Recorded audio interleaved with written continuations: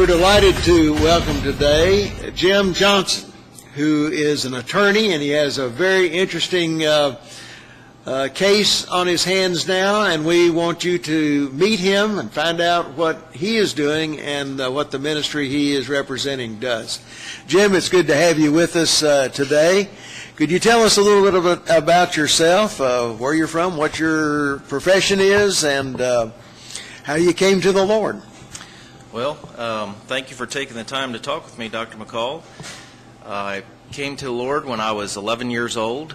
I lived in the country at that time, and at a little country church, they had a revival one Friday night, and when I was 11, I went to that particular meeting, and the evangelist was Dr. Gilbert Williams. He spoke on John 3:16 and Romans 10:13. And I specifically remember him talking about how all of the good deeds that we do, if we were to add them all up, they would still be filthy rags compared with God's perfect righteousness. And that in order to get into heaven at the end of this life, we needed to have a perfect righteousness, and we could get that as a gift from Jesus because he died for us. Amen. And so I believed that and made that decision at that time, and recall the next day being happier than I'd ever been, and walking around the yard by my house singing "How Great Thou Art." And it's been an adventurous life ever since. And how did you get into the legal profession? Well, I guess if I was a hyper Calvinist, I'd say I didn't have any choice in the matter, because my father was a lawyer. Yes. One of my grandfathers was a lawyer. His father was a lawyer, and his father was a lawyer. So we have a little bit of that in common. My father and grandfather were lawyers, and so when I went into the ministry, my dad said that I fell from law to grace. Well, now, you are associated with ICR and the Institute of Creation Research. Can you tell us a little bit about that organization? Well, the Institute for Creation Research was started about 40 years ago by Dr. Henry Morris. He's the same Dr. Henry Morris who, with Dr. John Whitcomb, co-wrote a book called The Genesis Flood in 1961, which really was the catalyst for the modern creationist movement. Until that time, the evolutionists pretty much had control of the, you may as well say, most of the academic thinking in America and in Europe and in other parts of the world, and that has been challenged, and we feel that controversy even to this day. But that book not only was the catalyst for that, but Dr. Morris, with the help of Dr. Tim LaHaye and a few others, started a Christian Heritage College in California, and a spinoff of that was the Institute for Creation Research, which was designed to do scientific research, education, and communication, and to do that from a biblical, scientific, creationist viewpoint. And that ministry purpose is still what guides the Institute for Creation Research. The chapters in Genesis, particularly chapters 1 through 11, are sort of the foundation for the focus of the ministry, and in their research and in their education and in their communications, that's still what keeps them busy. I remember reading the Genesis Flood in my early days in seminary, and I know it revolutionized my understanding, so I can testify to the power of that book. And it's really evaluation of almost everything we see in geologic history is in some way related to the after effects of the flood, and how all that fits into creationism and so forth. It was really revolutionary to me, and I'm sure to the academic world. Another book that came out that I think Dr. Morris's son wrote was on the volcano up in was it Oregon, and the rapid way in which the repercussions of that flood and the mudslides and everything almost mirrored the things that we see in places like the Grand Canyon, things like that, and reinforce the idea that what we see is not something that happened over millions and millions and millions of years, but was something that was almost instantaneous with the Genesis flood. I think the volcano you're talking about is Mount St. Helens. Yes, that's correct. And in 1980 was when that erupted, and one particular aspect of that was that because of a very forceful mudslide, a miniature version of the Grand Canyon was formed. Yes. Not in millions of years or even thousands of years or even in years, but in roughly the period of about a day.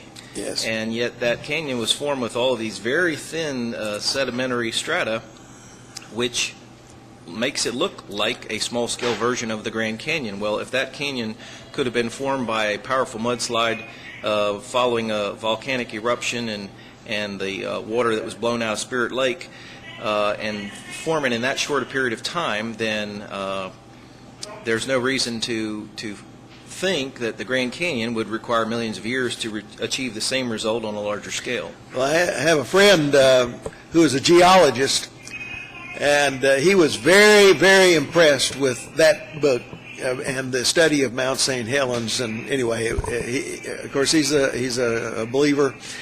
And we had many hours of discussion about that. But anyway, your ministry, the ministry of ICR, has had an impact on many, many people, and certainly on my life and the life of a number of my friends. I'll pass that on to Dr. John Morris, Yes. the son of Dr. Henry Morris that you're referring to. And another one of his sons, Dr. Henry Morris III, is our CEO at the Institute for Creation Research, and he's also written in this area as well.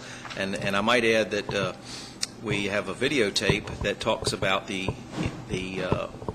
happening at Mount St. Helens and then the importance of it to understanding Earth history. It really is. And I believe that's called Monument to Catastrophe, and that features Dr. Steve Austin. Very good. Well, now, we followed the ministry of ICR through the years, and it started out in California, San Diego, I believe.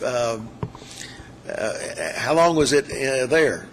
Well, of course, there's some of the operations are still there right now. For instance, the graduate school, was formed about 27 years ago by Dr. Henry Morris, and very quickly obtained the necessary state governmental approval to offer a Master of Science degree. At that time, the degree programs were four: the biology, geology, astrogeophysics, and science education options were available for the Master of Science degree at that time. And the California statutes permit that type of program, which should be no surprise, because under our constitutional form of government, the First Amendment protects our rights to free speech, which would include academic speech. So it should come as no surprise that whether you're a creationist or whether you're an evolutionist, you can teach science how you see fit if you're a private institution. However, at this point, the Institute for Creation Research has moved most of its operations to Dallas, Texas, and there was no clear indication that the state of Texas, which has had a history of independence and freedom on many fronts, would provide a bad surprise in the way of indicating to the Institute for Creation Research that their graduate school was not welcome in Texas. And so at this point, the graduate school has not moved to Texas. Of course, being an online program, it can be, for the most part, run from just about anywhere.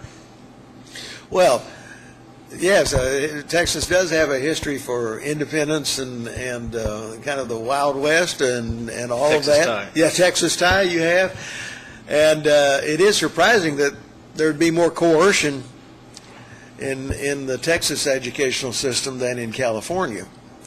But what has happened? What has the state of Texas done to ICR, or what are they attempting to do? Well, an application was made some time ago to request a certificate of authority, which is the Texas way of the usual Texas way for processing an institution that wants to grant higher degrees like a master's degree or doctorate's degree. And part of that process involves site visits. The interviews that took place at the Dallas campus and also that took place after that were encouraging at the beginning, and there were 2 reviews that indicated positively for the Institute for Creation Research's graduate school. And when this began to get into the press, the evolutionary establishment became very upset and then started applying pressure to the Texas Higher Education Coordinating Board and to the commissioner of that board. And then the attitude in Austin began to change on this. And the commissioner decided that those favorable reports must have been flawed, and so he convened a panel and then a second panel. Interestingly, when you convene a panel of government advisors, there is a statutory standard that it must be a balanced representation. And so for the particular regulated industry, in this case education, there should have been a balance of providers and consumers. And in the panels that were composed to look at ICR's graduate school program, that was not done. To make a long story short, the panels were all composed of evolutionists. They were all education providers. They all had some kind of connection with public university education, not private Christian university education. And they came to the conclusion that the graduate school's Master of Science degrees were unacceptable because they were not science. They were not science as they chose to define science. And some of the indicators that they found that bothered them, that this couldn't really be science because it was science taught from a creationist viewpoint, involved some of the words that were used that in publications or curriculum materials, and some of the objectionable words that were found. And I'm not sure what this show is rated, but I'm going to go ahead and read some of these objectionable words. I'm going to read them right as they are. All right. Biblical. Oh, yes. Biblical creation. Biblical miracles. Christian worldview. Biblical record of creation. God himself. Committed to young earth creation and the Bible. Study, teach, and communicate the works of God's creation.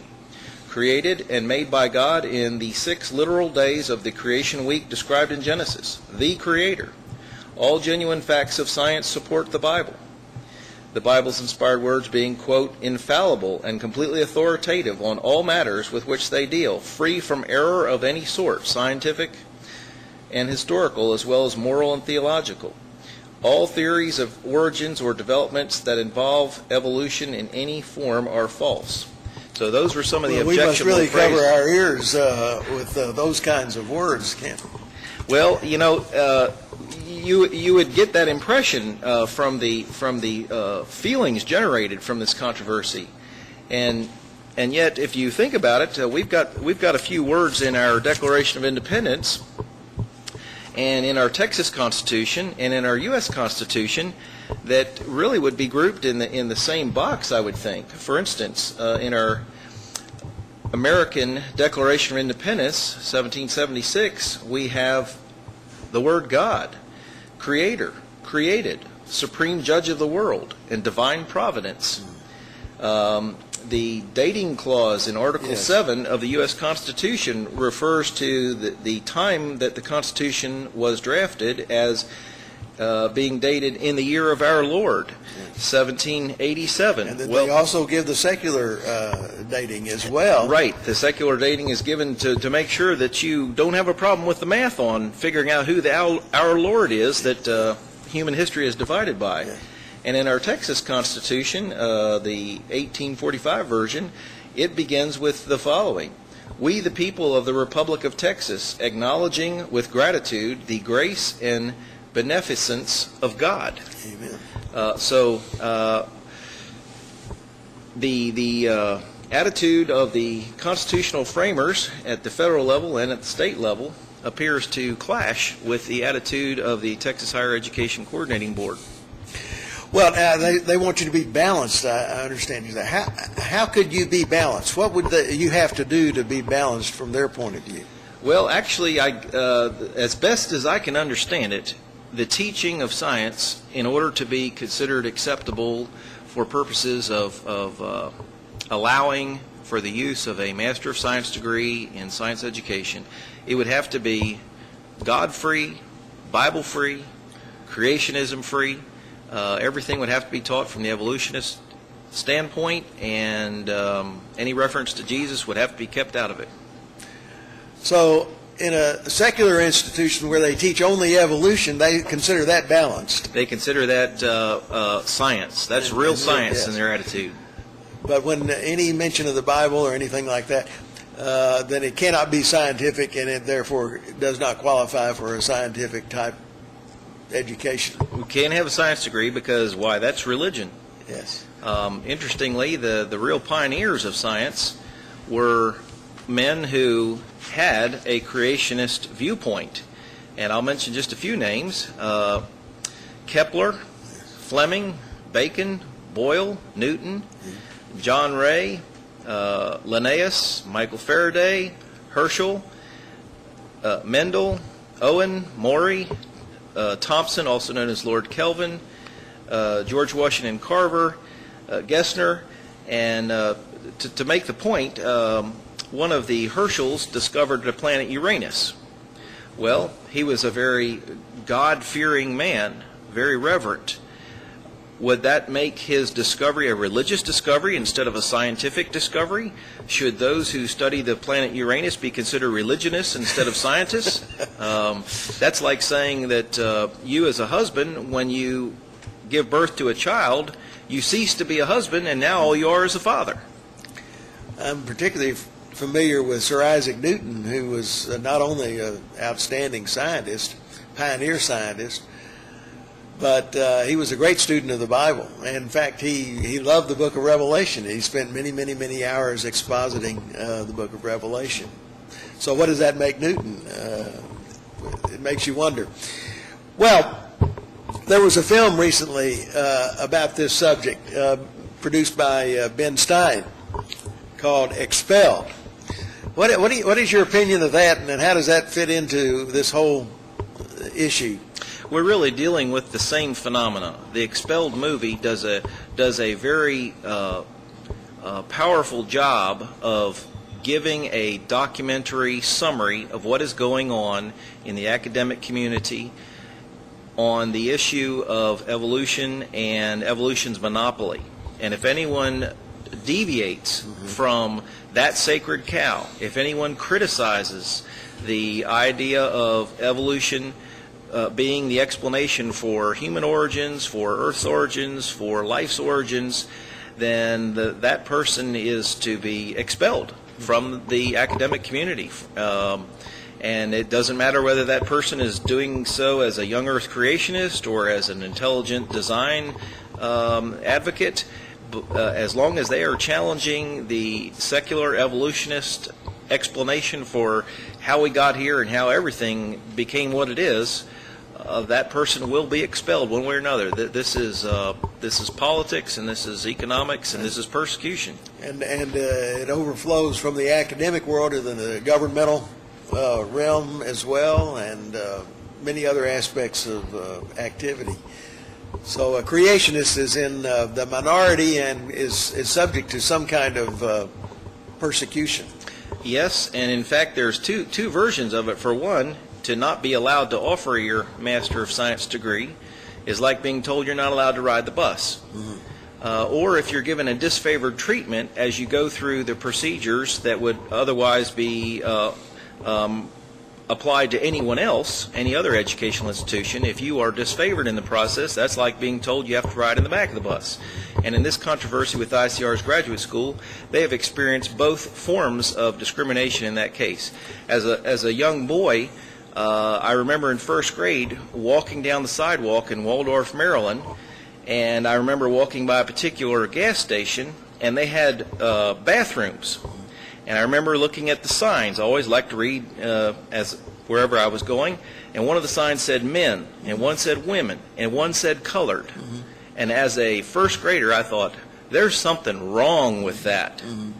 And that type of discrimination is exactly what the creationist community is experiencing in this particular case from the Texas Higher Education Coordinating Board. So it's not just an academic issue, it becomes a civil rights issue. Yes, it is. Yes, there's federal laws that have been violated as well as state laws. Well, what kind of legal conflict now are we in?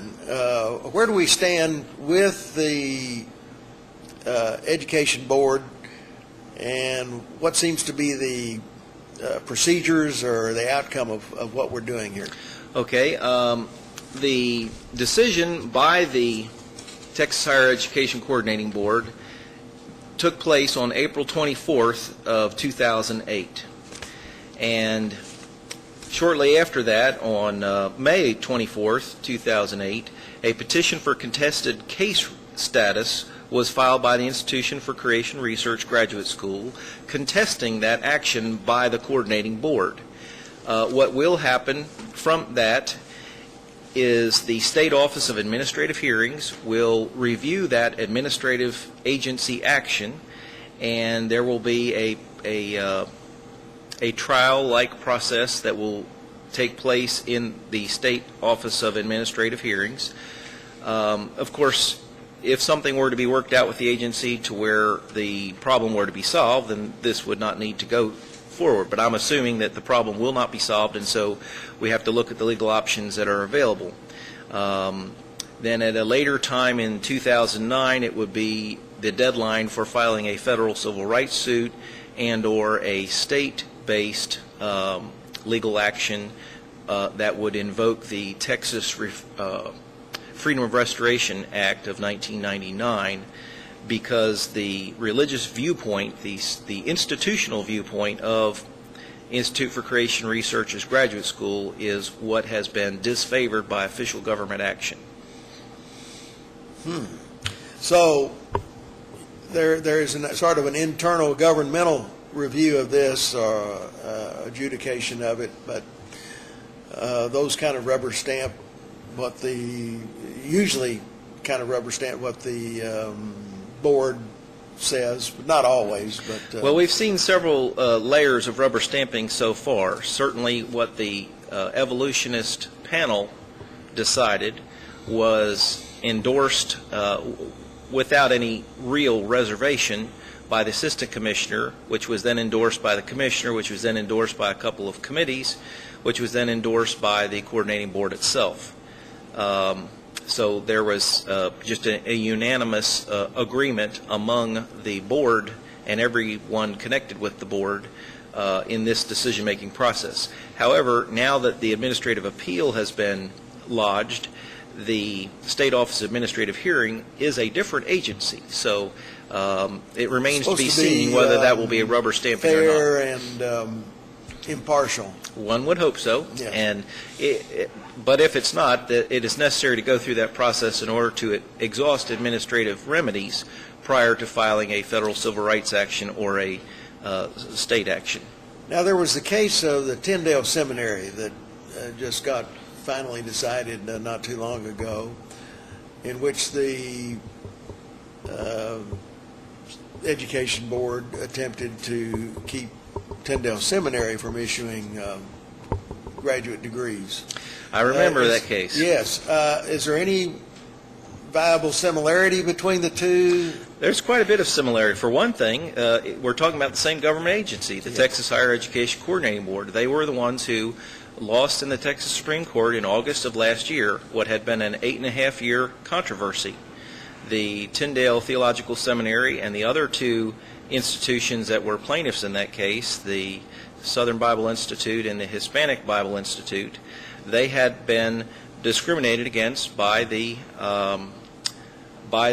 agency in the form of the agency claiming the right to regulate their ability to teach religious education and grant degrees measuring the teaching of that education.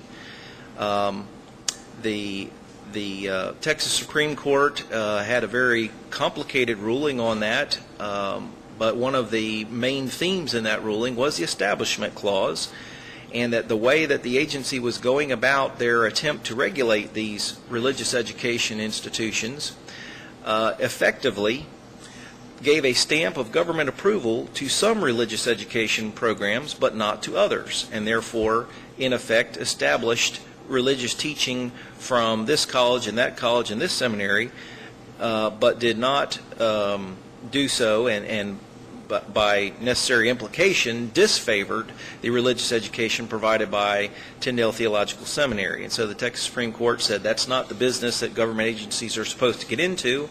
They're not supposed to regulate how you teach the Bible, or whom you teach the Bible to, or whom you hire to teach the Bible. That they don't have competence to do that, they don't have jurisdiction to do that, and there's all kinds of First Amendment problems with that. There's free speech problems, there's free exercise of religion problems, and there's establishment problems. So the Education Board got its wrist slapped with that decision. How do they feel that this is different, or wouldn't have the same results? Well, of course, they would be the better one to answer that question, but if I were to make a guess, I would say that because the degree involved in this case is a Master of Science degree, they would make the argument that, well, that's different. You're trying to teach science here, and certainly we can regulate that, whereas regulating a religion degree is a little different, although we still come back to free speech, and free speech includes academic speech. And this is something that America has a long history of, and it's only been in more recent times that the government agencies have gotten into regulating what kind of programs that colleges offer. Now, one reason for them regulating a private institution would be if the private institution took government funds. And you can understand that if a college is accepting state government monies, that the state government would have the right to put some conditions on how that money is received and what it's used for. And if you're paying the bill, then you certainly have a right to influence how things are handled. But in the case of Institute for Creation Research's graduate school, they're not taking any government funds. So what is the need for the government to regulate them as if they were a state university? This is not Texas A&M or University of Texas. It's amazing. The colleges, some of the most outrageous philosophies and viewpoints, and both political and academic, are voiced with no repercussions from the state government. But when you're trying to teach something from the Bible, then it becomes something that must be attacked. Well, that's the double standard. Yes, yes. Well, now, what kind of options do you have? You mentioned the court system is one. Are there any other options that ICR has in this matter? Of course, there have been negotiations prior to today. There was a mediation procedure in an attempt to resolve this without going forward with full-blown litigation, and there are still some opportunities to pursue that, but not getting our hopes up too high on that. The state district court litigation option and the federal district court litigation option are there. And then, of course, another option would be if the Texas legislature were to pass a new law that would correct the problem. And that's a possibility. Is there any work in that direction? If there was, I'm sure I couldn't talk about it. Okay, all right. Well, we have perhaps some more information yet to come on that.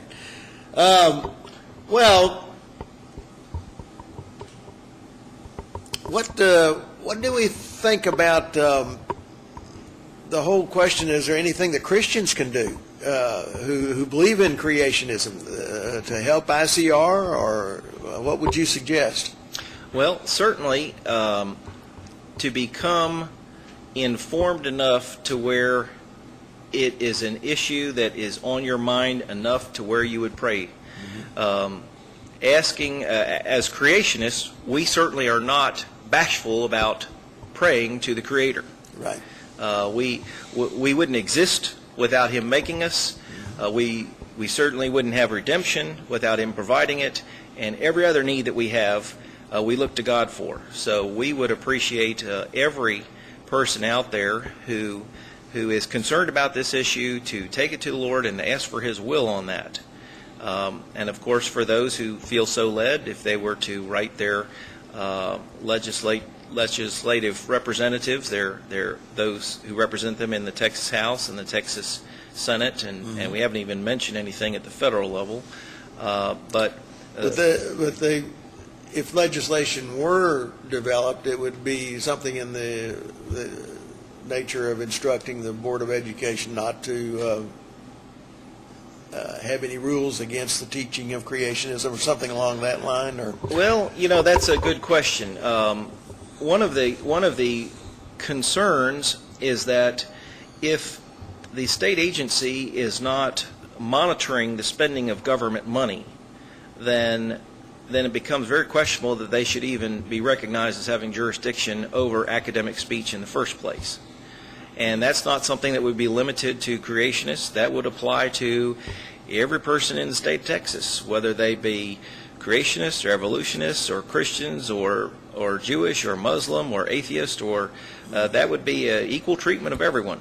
Well, was this the purpose of that other law that you mentioned? What was the Freedom of Restoration? What was that again? The Texas Religious Freedom Restoration Act, 1999. The purpose of that was to restore the treatment of religious freedom to what we used to recognize as the standard in America. But obviously that standard has been abandoned or eroded or somehow so it wasn't strong enough to deal with this particular problem. Their interpretations.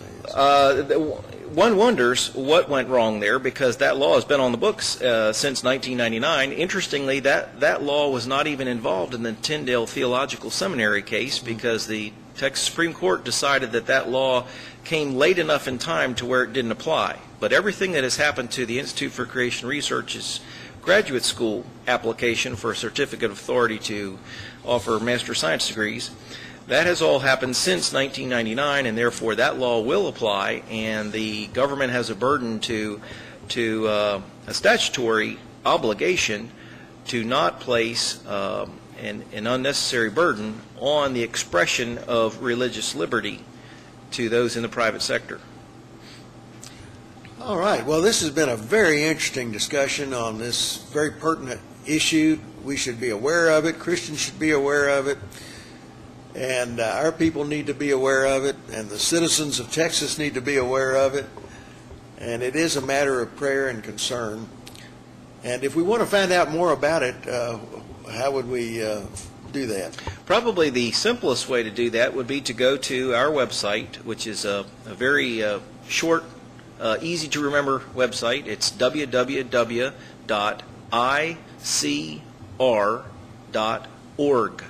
The ICR, of course, standing for Institute for Creation Research.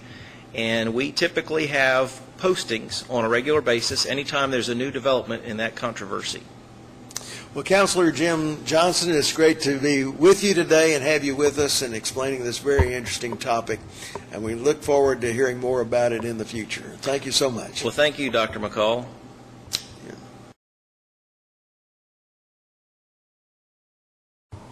One question we might have is why shouldn't we trust the evolutionists? They're sort of in control of the academic power structure.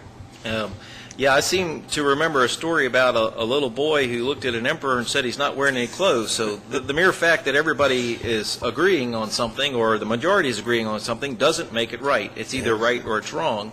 And C.S. Lewis came out with an interesting quote in which he was thinking about the evolutionists and why should we trust their ideas.